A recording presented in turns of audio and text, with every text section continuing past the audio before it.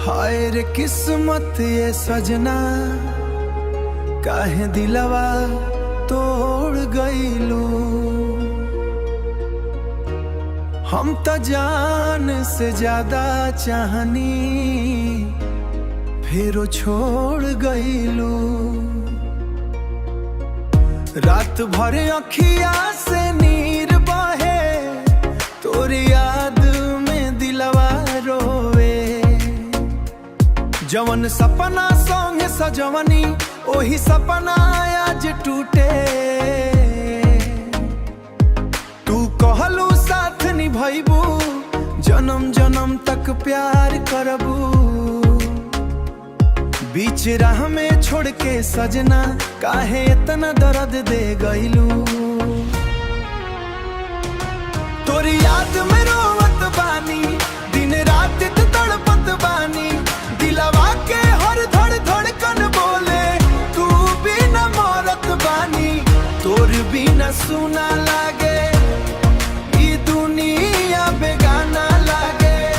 जियरा रो रो के पूछे, काहे प्यार अधूरा लागे।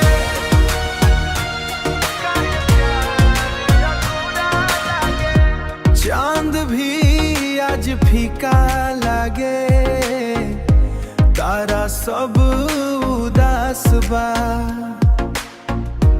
तोर बिना ए जानू, हर खुशी निराश बा। जवन हंसी तोहरा से मिलल, आज वो हमें भी दर्द बा। दिलवा टूट के बिखर गइल, बाकी खाली याद बा। तोरे याद में रोवत बानी, दिन रात तड़पत बानी।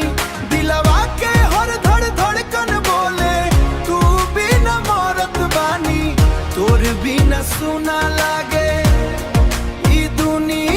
बेगाना लागे। जियरा रो रो के पूछे, काहे प्यार अधूरा लागे।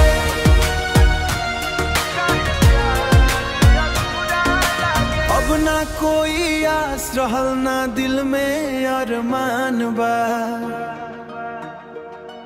तू खुश रह कहीं भी सजना, बस इतने अरमान बा।